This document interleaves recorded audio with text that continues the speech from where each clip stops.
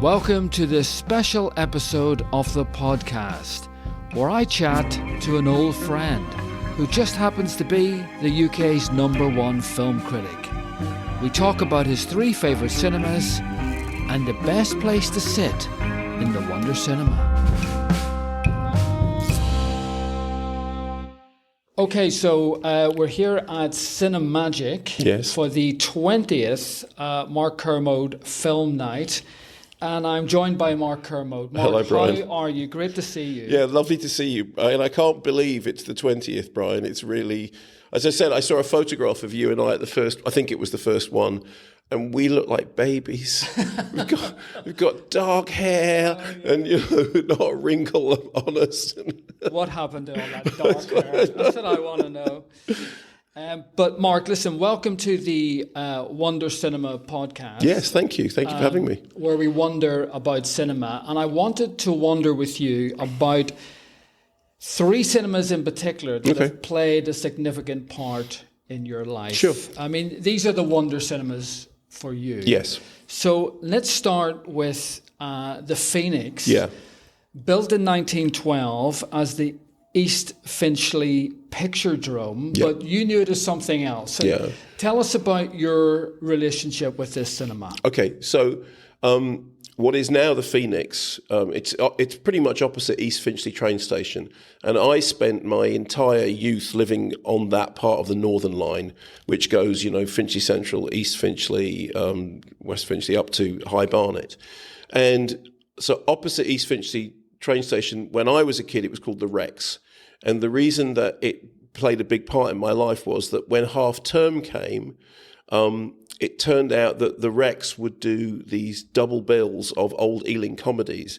So there was a whole week in which my mum was a GP, and so she wasn't around, and I was just sort of left. I mean, it was a different age. I was pretty much left at home, and she said, "Oh, you can get a train ticket to the Rex, and then you can go." And I saw Passport to Pimlico, Titchfield Thunderbolt, Man in the White Suit, all of these on double bills, like 5 days, 5 different double bills. This was in the 1970s. Yeah, in the 1970s. Wow. I was born in '63, so this was in the 70s, and I just fell in love with it.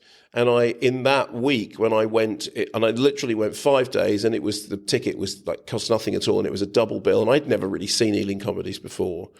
And I fell in love with the cinema, and I fell in love with a particular seat in the cinema because I went back day after day after day, and by the end of that half term, it was my cinema. It shouldn't have done that. Who'd be a scientist? But if at first you don't succeed, try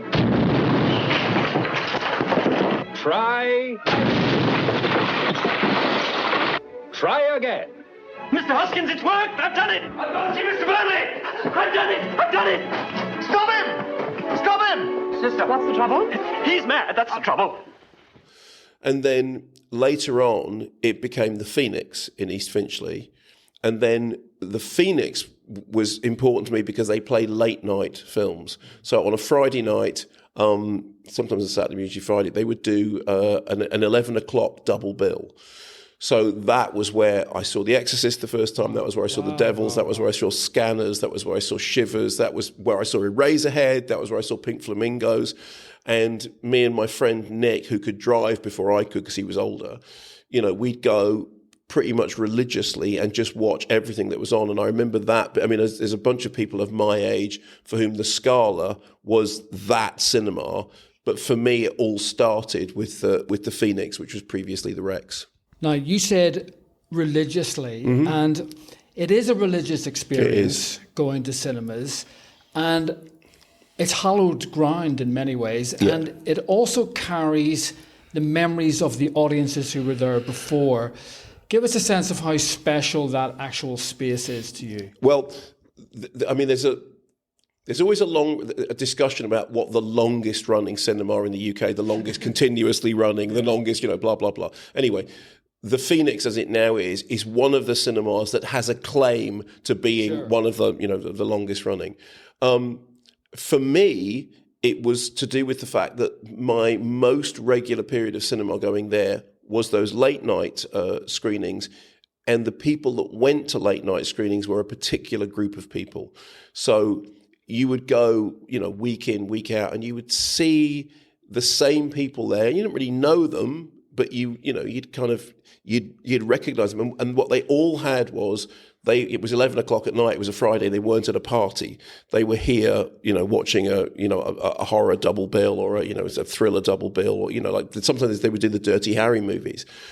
And what I loved about it was the fact that you all felt that you were here for the same purpose. You were here to actually watch the film.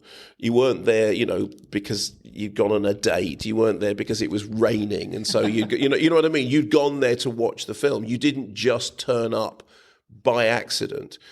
And then, of course, the fact that the building had this incredible history, because they had these pictures in the foyer of, the building through the ages, and they'd have it, showing newsreels, and they'd have it showing, like, there are some pictures of it with music presentation, all that sort of stuff.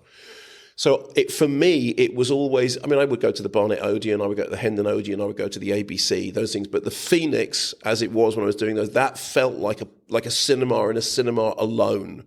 And that thing that you're saying about, is a hallowed space, it is. And of course, the Phoenix has got these incredible murals on the wall, which are all listed, and the tragedy, comedy faces, and all that stuff. And so you'd sit there, and it was like a palace. It was like an old-fashioned picture palace. Incredibly uncomfortable chairs, like unbelievably uncomfortable chairs. But you felt like you were in some kind of palatial environment. And it's a great survivor. Amazing survivor, yeah. It survived, the talkies, it survived television, the Second World War, video. And another cinema, Mark, that I want to ask you about, which is a favourite of yours, which dates from 1936, which is the year of our Wonder Cinema, the Ritz. And that is the Plaza in Truro. Tell us about that cinema, and why is that so special? Well, the Plaza became important to me because I hadn't gone to Cornwall until I met Linda, my wife, who I've been married to for 30-something years now. Linda grew up in Bristol, and when Linda was a kid, she spent a lot of time in Cornwall. She was there. She would work as a chambermaid during the summers. She had friends down there, and she had family and connections. She has family roots in Cornwall. So once we were together, we would go to Cornwall. And the first thing I would do is in Cornwall go, are there any decent cinemas around? Anyway, we found the Plaza, and it was a beautiful cinema. And somebody said to me, do you know it's got 35mm projection? This was when 35mm projectors were, they were starting to be replaced by digital projection. And I said, oh, well, let's go and see if they're showing stuff on 35mm. Then when we started making, because we now live in Cornwall, we started making the move towards Cornwall and being there more and more. And I got to know the manager there, a guy called Stuart at that point. And I said, you've got 35mm projectors. Can I see them? And he went, yeah, sure. So he took me into the screening booth. And we just started talking about how more and more films were being projected digitally, and there was less and less opportunity to project 35. And I said, well, why don't we just start doing like a regular film club in which we show a 35mm print, and I'll do an introduction, and maybe we'll get an interview or something. It was Stuart, who was a real sort of, real cinema fan, said, okay, yeah, it sounds like a good idea. Let's start doing it. And we started just looking around for what 35mm prints, were available. And as you will know, there was a period, as the 90s turned into the 21st century, in which that kind of library of 35mm prints sort of started to fall into abeyance. Before, if you'd wanted to show a movie, you'd call up Film Bank, or, maybe Park Circus or something would do. But it became harder and harder to find prints. So we looked around for what was available, and then we looked around for who might do an interview, or I would do an introduction, then we'd do a Q&A. And in the end, we ended up doing things like we showed Duncan Jones's Moon, and Duncan came, and we sold it out so fast that we did 2 screenings back to back. We literally did a screening and then a Q&A, and then another screening and then another Q&A.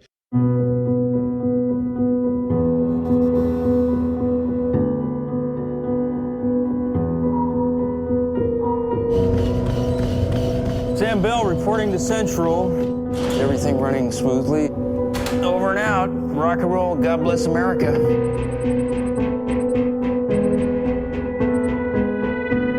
Good morning, Sam.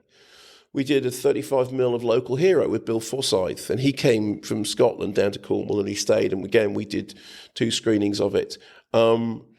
David Holmes came from Belfast, and we did a screening of 71, you know, the movie that he made, which there was a 35mm print of, which I think he came over with specially. And then, of course, he DJ'd a party afterwards because it's David, you know. and that was so... But the thing I loved about that cinema was it was very rooted in its community. They were very responsive to what people who lived locally wanted, and they were very up for doing events, you know, for them. So, for example, when I think when Brown Willie was made, they did a premiere of it there. I know Mark Jenkins was doing stuff. There were local filmmakers who were showing stuff there. So they were doing that thing that a cinema at its best does, which was responding to the needs of the local community. One of the most fun things we had was when Monty Python's Life of Brian came out, it was banned by Truro Council. And Stuart said, you know, I think the ban is probably, I mean, it was never officially lifted, but I think we can probably get away with it now. Because it's like these things, it's like Crash is still officially banned in Westminster because nobody ever unbans things. So what we did was, we did a 35mm screening of The Life of Brian, and we got the projectionist who had projected it to the councillors who had banned it when it first came out. And he told this brilliant story. He said it was great. He said, the councillors all turned up, you know, some of them with their wives, and they watched the movie and they laughed all the way through it. And then they came out and went, yeah, not for Truro. You know, it was just genius. So I loved that about it. And I would really, really love that cinema. It's a proper picture palace again, you know, it's got real sense of grandeur, but it was the fact that they were keeping the 35mm thing going at a time when it was harder and harder to do that. Yeah, and as you say, it's got the real Cornish community experience. It has, yeah. And it's a survivor. Again, you know, under threat of closure. So any cinema that you talk about really is a survivor. As we all know, it's very, very hard to keep these things going. And anyone who's running a cinema that is going and thriving is a survivor. It is a survivor, indeed. Now, talking about timing, the cinema that we're in now, the Queen's Film Theatre in Belfast, opened in 1968. What could possibly go wrong? Sadly, only the 30-year outbreak of the Troubles, which really curtailed cinema. But yet, this place became a beacon, a safe haven, a lighthouse for people during the darkest times. And I know, Mark, you've been coming here to QFT for many, many years. And what is it about this cinema that kind of draws you back? Well, I started coming because, again, my wife, Linda, when she was teaching at Liverpool, one of her colleagues was Paul Simpson, who's from Belfast, and Janice Hoadley, who they are now, they're married and they have kids. And so they were her friends. And when she left Liverpool, they moved to Belfast. And so we had, you know, very good friends in Belfast, and we would come to visit Paul and Janice, and then Paul and Janice and their kids as they had kids, and we started to have kids. And we'd come over for like 4 or 5 days, and there would always be, let's go and see a film. And you go, where we go and see a film? Well, let's go to QFT. And the reason was because it was that thing about, you knew it was going to be, they were going to show interesting films, but also it was going to be a nice experience. It wasn't going to be some, you know, look, multiplexes serve a purpose and that's fine, but there can be something very faceless about that experience. Soulless. Yeah. You know, and also, yeah, sometimes, humorless. Well, definitely projectionless, you know, projectionistless often. So we started coming to QFT because it was the place that Janice and Paul came to. And once you've found a cinema, I mean, this is very much me, once you've found a cinema and you like it, you stick to it. So rather than going, what's on, you go, what's on at the QFT? And then you find out what's on at the QFT, and then you go and see it there. So then when Cinemagic moved its operations here, it was just like it was just a bit of a godsend, really, because it was like we were already coming to the cinema, and we know people who've had their wedding receptions here. You know, we know people who've had parties here, and it's, you know, so it's been kind of hardwired into our relationship with Belfast. And we're in Belfast like 2 or 3 times a year because obviously our godchildren live here, Paul and Janice's kids. And there'll never be a time that we come and we don't go to the QFT. And it's because this sounds. I know how naff this sounds coming from somebody with my accent. Yeah. But it feels like coming home is what it feels like. And I think that of all the cinemas with which you have a relationship, that's what it feels like. It feels like coming home. At this year's Cannes Film Festival, 48 films were presented from around the world. They were made by the most renowned directors and featured the biggest name stars in entertainment. But look what happened. A film called Jeremy, directed by an unknown and starring 2 actors no one has ever heard of, not only won a major award, but in fact was voted the most popular film of the entire festival by the general public. And you know, all of these cinemas, they have history, they have community, but they also have that sense of coming home. I think for all the audiences, you know, they all come through the door, and that wonder is still there every time when the lights go down. Now, Mark, final question for you. Yeah. In the Wonder Cinema, what's the best seat? Where do you sit, Mark? Well, okay, so this is a particular everyone's got their own different seat, okay? And I'm 61 now and I'm stuck in my ways. Ever since I was a kid, I have sat on the last aisle seat on the left. So this has now become a joke, but the thing is, okay, firstly, I have to sit on an aisle seat. I am obsessive about an aisle seat. I don't do what I refer to as trapped seating. I have to have an aisle seat. The other thing, and this is really fascinating, I've always sat on the left-hand side. Now, one of the reasons for that, I think, was when I was a kid, there used to be one side of the cinema that was non-smoking. Okay. So if you went into, like, for example, the Barnet Odeon, it had an aisle on the left, a row of seats on the left, row of seats on the right, and a big row in the middle. And most people would sit in the middle, but it would be the one on the left was the no smoking thing. Now, of course, the idea of sitting in the no smoking area of a cinema when people are smoking in the other bit of it, it's like, I've always said, it's like swimming in the no weeing lane in the swimming pool. You'll end up swimming in it anyway, but it became a thing. So I was convinced for ages that the reason that I sat on the left of the cinema was because I didn't want to come out, smelling like I'd been in the pub.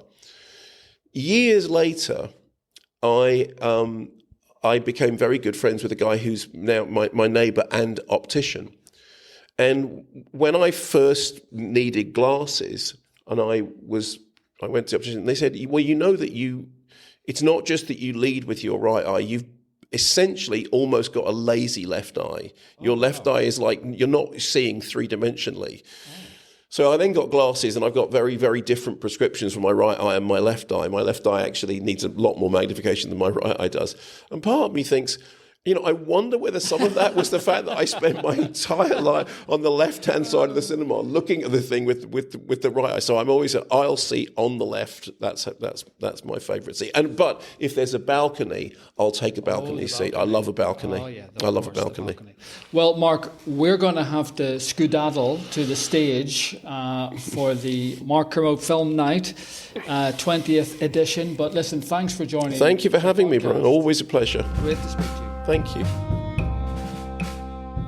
Thanks for listening, and if you've enjoyed this, please go back and listen to Season 1, where Dr. Sam Manning and I tell the remarkable story of the rise and fall of the Ritz Cinema in Belfast. But until next time, the Wonder Cinema is closed.